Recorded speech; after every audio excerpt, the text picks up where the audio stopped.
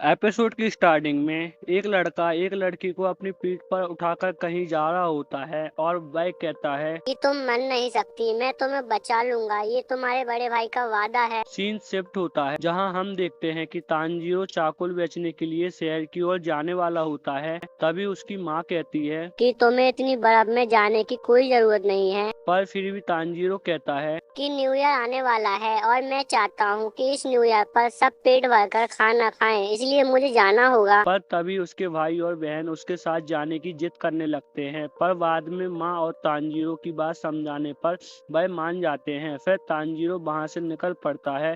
तभी रास्ते में उसकी बहन नेजू को मिलती है और कहती है कि वो उसके छोटे भाई को सुला रही थी, नहीं तो वह बहुत रोता। अब तानजीरो शहर की ओर चल पड़ता है। अब शहर पहुंचकर तानजीरो चाकुल बेचने लगता है। पर तभी हम देखते हैं कि एक लड़का एक औरत से बचते हुए तानजीरो के पास आता है और कहता है प्लीज तानजीरो, इसे सूंघ कर बताना कि ये किसने तोड़ा है। और तानजीरो सूंघकर बताता है कि ये किसी बिल्ली की गंध आ रही है। तभी वह लड़का उस लेडी से कहता है कि मैंने तो पहले ही कहा था, मैंने प्लेट नहीं तोड़ी। अब हम देखते हैं रात हो जाती है और तानजीरो घर की ओर निकल पड़ता है। पर तभी एक बुजुर्ग आदमी तानजीरो से कहता है इस टाइम तुम्हारा घर जाना सही नहीं है, इसलिए तुम्हें घर के अंदर आ जाना चाहिए, इससे पहले राक्षस आ जाएं। तभी तानजीरो घर के लिए आ जाता है और खाना खाने लगता है और खाते हुए वह उस बूढ़े आदमी से पूछता है कि ये राक्षस क्या होता है। तब वह बुजुर्ग आदमी बताता है राक्षस रात को आकर इंसानों को खाते हैं, इसलिए तुम्हारा रात को घूमना ठीक नहीं। तुम सो जाओ और सुबह अपने घर के लिए निकल जाना। अब सुबह तानजीरो घर के लिए चल पड़ता है। पर जैसे ही वो अपने घर के पास पहुंचता है तो उसे खून की स्मेल आने लगती है और वो भागते भागते अपने घर के पास पहुंचता है। और जैसे ही वो वहां पहुंचता है तो वो देखता है कि उसके घर के सभी लोग मारे गए। यह देखकर वो बहुत ज्यादा हैरान हो जाता है और सोचता है कि ये किसने किया। इसी बीच वो देखता है कि उसकी बहन नेजुको अभी जिंदा है और वह उसे अपनी पीठ पर उठाकर हॉस्पिटल की ओर भागने लगता है। भागते भागते तानजीरो काफी ज्यादा थक जाता है और ठंड की वजह से उसका सांस लेना भी मुश्किल हो जाता है। पर तभी अचानक हम देखते हैं कि नेजुको राक्षस में बदलना शुरू हो जाती है और वो दोनों पहाड़ी से नीचे गिर जाते हैं। पर बर्फ की वजह से वह दोनों बच जाते हैं। पर तभी तानजीरो देखता है कि नेजुको अपने पैरों पर खड़ी होती है। पर तभी तानजीरो कहता है तुम्हें खड़े होने की जरूरत नहीं है, मैं तुम्हें उठाकर डॉक्टर के पास ले जाऊंगा। और तभी राक्षस बनी नेजुको तानजीरो पर हमला कर देती है और तानजीरो अपने आप को बचाने के लिए कुल्हाड़ी की लकड़ी को उसके मुंह में फंसा देता है। पर नेजुको तानजीरो पर भारी पड़ने लगती है। तभी तानजीरो इमोशनल होकर कहने लगता है मुझे माफ करना, जब तुम मर रहे थे मैं सो रहा था, मैं किसी को बचा भी नहीं सका, पर मैं कम से कम तुम्हें जरूर बचाऊंगा। हौसला रखना, तुम राक्षस नहीं बन सकती। तभी हम देखते हैं कि नेजुको की आंखें से आंसू आने लग जाते हैं। पर अचानक से एक लड़का तलवार से नेजुको पर हमला कर देता है। पर तानजीरो उसे बचा लेता है। तभी वो लड़का तानजीरो से पूछता है कि तुम राक्षस को क्यों बचा रहे हो। तभी तानजीरो कहता है कि ये मेरी बहन है। तभी वह लड़का नेजुको को पकड़ लेता है और कहता है कि मेरा फर्ज है कि मैं हर राक्षस को ढूंढूं और मारूं। पर तभी तानजीरो कहता है नेजिको ने किसी को नहीं मारा, यहाँ तक कि मुझे मेरे घर से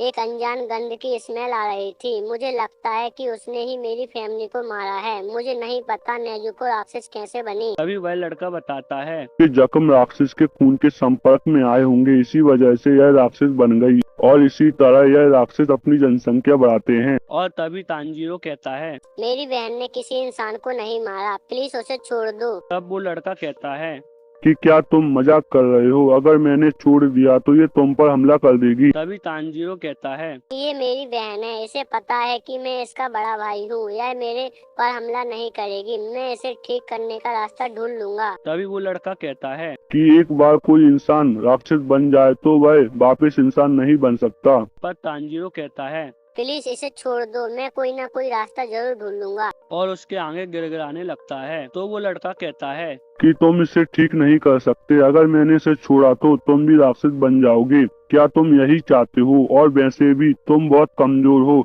हाँ, शायद राक्षस के पास तुम्हारी बहन को ठीक करने का कोई रास्ता होगा, पर वो ऐसा कभी नहीं करेंगे क्योंकि ताकतवर हमेशा कमजोर को दबाता है। अब वो लड़का नेजुको पर हमला कर देता है, जिसे देखकर तानजीरो इस लड़के पर हमला कर देता है। पर वो लड़का तानजीरो के सिर पर मारकर उसे बेहोश कर देता है और तभी वह देखता है कि तानजीरो के पास उसकी कुल्हाड़ी नहीं है। और तभी तांजीरो की कुल्हाड़ी उसके पास से गुजरकर पेड़ पर लग जाती है। तब वो लड़का तांजीरो की चालाकी को देखकर काफी इम्प्रेस हो जाता है कि कैसे उसे चकमा देकर उलझाए रखा और उसका असली प्लान तो कुछ और था। पर तभी नेजुको उस लड़के पर हमला कर देती है और तांजीरो की तरफ जाने लगती है। पहले तो उस लड़के को लगता है कि नेजुको तांजीरो पर हमला करने वाली है, पर अचानक वह देखता है कि नेजुको तांजीरो को बचाने लगती है। अब एक तरफ नेजुको उस लड़के पर हमला करने वाली होती है और दूसरी तरफ वह लड़का सोचता है कि ऐसा कैसे हो सकता है, वह बहुत ज्यादा घायल है। इस टाइम उसे भूख भी बहुत लग रही होगी, पर फिर भी अपने भाई को खाने की जगह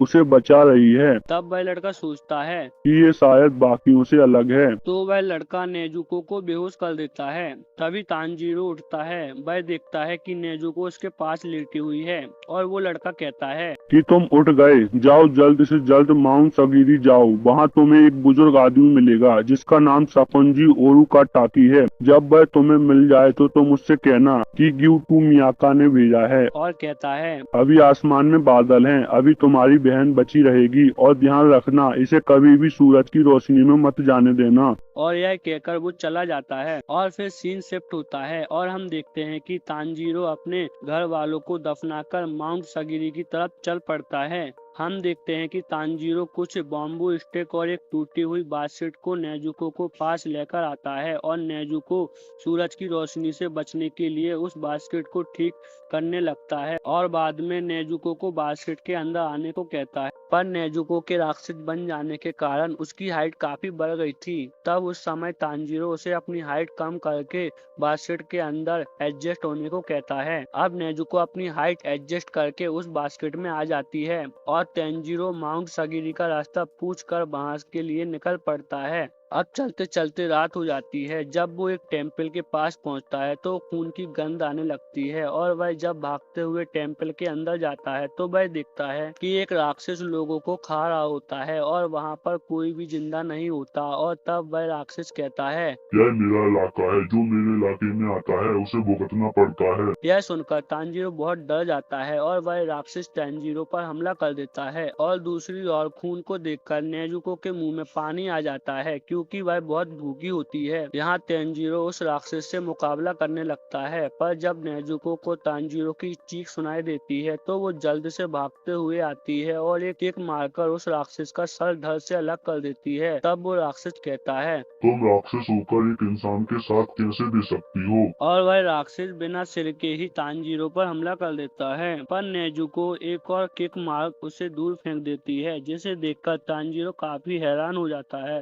और वह सोचने लगता है कि बिना सिर का यह राक्षस हमला कैसे कर पा रहा है और बोल कैसे सकता है। अब हम देखते हैं कि उस राक्षस के सिर के साइड से हाथ उगाते हैं और वह तांजीरो पर हमला कर देता है। दूसरी ओर राक्षस की शरीर नेजुको को पटक पटक के मारने लगता है। इधर तांजीरो उस राक्षस के सर से लड़ रहा होता है और उस राक्षस के सर पर अपना सर मारकर अपने आप को दूर करता है और फिर अपनी कुल्हाड़ी के साथ ही उसे एक पेड़ की ओर फेंक देता है, जिससे उसे राक्षस का सर उसे पेड़ के अंदर फंस जाता है और तांजीरो अपनी बहन को बचाने के लिए चला जाता है। और तब तांजीरो नेजुको को बचाने के लिए उस राक्षस के शरीर को धक्का दे देता है तो वो उस राक्षस के साथ ही खाई में गिरने लगता है।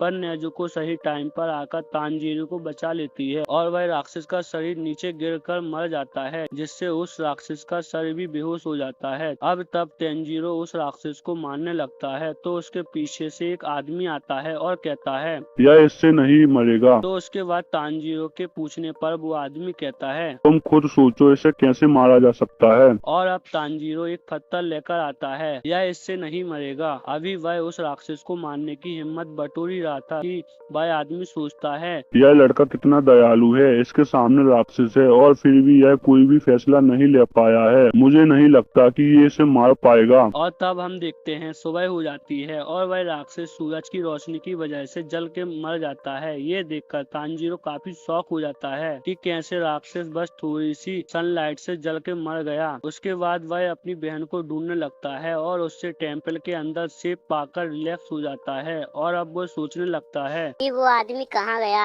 अब तेंजीरो टेम्पल के बाहर आ जाता है जहाँ पर वो आदमी बैठकर प्रार्थना कर रहा होता है और वो आदमी बताता है कि उसका नाम शकुंजी ओरुकाटाकी है और पूछता है कि तुम वही हो जिसे ग्यूटू मियाका ने भेजा है। तभी तांजीरो बताता है। कि हाँ मैं वही हूँ। तब वह आदमी पूछता है कि क्या हो अगर तुम्हारी बहन किसी इंसान को खा ले। यह सुनकर तांजीरो शॉक हो जाता है तो वो आदमी तांजीरो के पास आकर उसको एक थप्पड़ मार देता है और कहता है तुम डिसीजन लेने में बहुत स्लो हो, इसलिए तुम उस राक्षस को सुबह होने से पहले नहीं मार सके। तुम्हें पता है तुम मेरे इतने सिंपल जवाब का क्यों जवाब नहीं दे पाए? तो मैं तुम्हें बताता हूँ, क्योंकि तुम्हारा संकल्प बहुत कमजोर है। तुम दो चीज कर सकते हो, अगर तुम्हारी बहन किसी इंसान को खा लेती है, पहले तो तुम उसे मार दो और खुद मर जाओ, और दूसरी कि तुम ऐसा कभी होने ही ना दो। क्या तुम समझ गए? तो दोस्तों यहाँ से होता है हमारा एपिसोड खत्म। अगर आपको मेरी वीडियो अच्छी लगी है तो प्लीज़ लाइक करें, सब्सक्राइब करें, कमेंट करें।